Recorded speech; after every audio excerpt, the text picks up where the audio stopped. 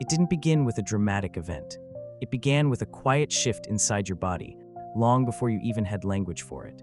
A night where you realized the adults in the house were not the ones holding reality together, and somehow, without being told, you became the one who did.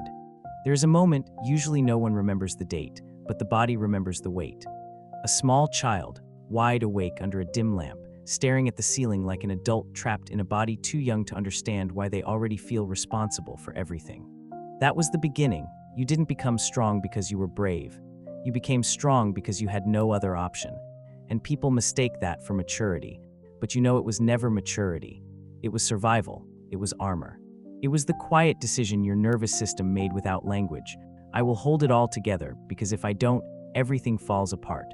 This wasn't personality. This was self-protection. In that tiny room, those quiet nights, that small, tired mind trying to stabilize an adult world, that is where you began disappearing into the version of yourself the world would later praise. You call it independence now. They call it strength, but deep down you know exactly what it really was, a child becoming the shield.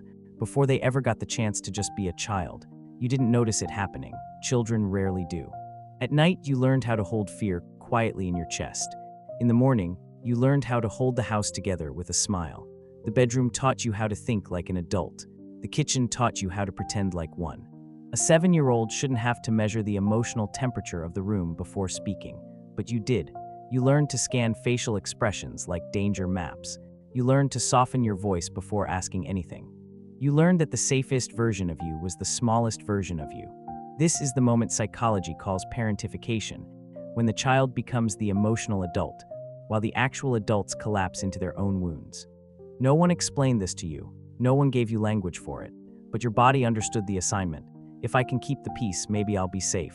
So you became the one who anticipated every shift, every tone, every silence.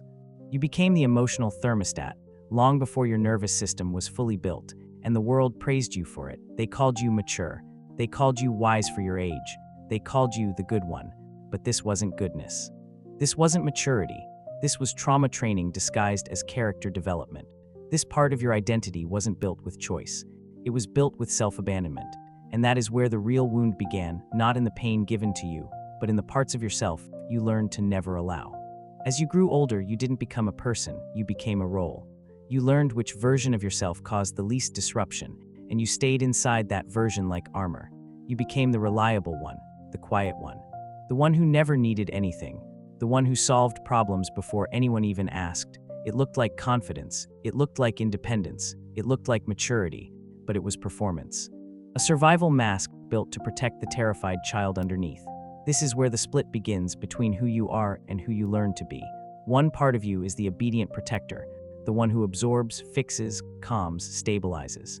The other part of you is the child who still wants to laugh loudly, ask for help, collapse without guilt, and simply exist without calculating every emotional consequence. But only one part was allowed to live. So you trained yourself to disappear beautifully. You apologized before you ever did anything wrong. You minimized your needs until they barely existed. You learned how to be invisible inside relationships without anyone noticing you were fading. And you wore that identity so convincingly, even you forgot it was a mask. This is the cruel paradox. The world rewarded the version of you that was slowly destroying you. They praised the performance. They never saw the price. And because the mask worked, you kept wearing it. Long after the danger was gone, here's the part no one warns you about. When the danger leaves, your nervous system doesn't. Your body keeps responding to life as if the old threat is still here, even when nothing is happening, even when everything is calm. This is why adulthood becomes exhausting for people who grew up too fast. Stillness doesn't feel peaceful to you, it feels suspicious. Kindness doesn't feel safe, it feels temporary.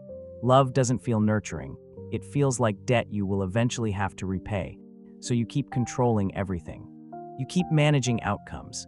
You keep carrying the emotional weight of rooms you no longer need to protect. Hyperindependence becomes your reflex, not because you don't want support, but because relying on someone feels like risk. Your mind whispers, if I need nothing, I can't be abandoned. Your entire adult life becomes a series of micro-survival rehearsals. You prepare for crises that never come. You overthink small things like they are world-ending. You remain alert even in soft places, especially in love. This is how childhood trauma continues without anyone noticing, not through memories, but through body programming. Your nervous system got wired for chaos so young that peace now feels unnatural. And the tragedy is you think this is just who you are. You think you are too much in your head. You think you are private. You think you are strong. But none of those are identity. They're just the adult version of the child who still believes they must hold everything together, alone.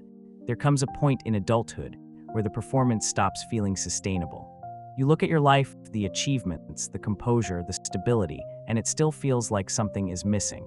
Not because you failed, but because the version of you that succeeded wasn't the one who needed healing. The child you buried isn't gone. They're waiting, not in memory, in your reactions, in your exhaustion, in the way you keep choosing self-sacrifice instead of self-allowance.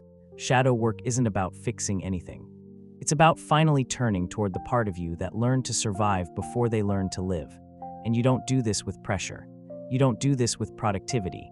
You do this with witnessing. Sit with the part of you that learned to lower their voice to avoid being a burden.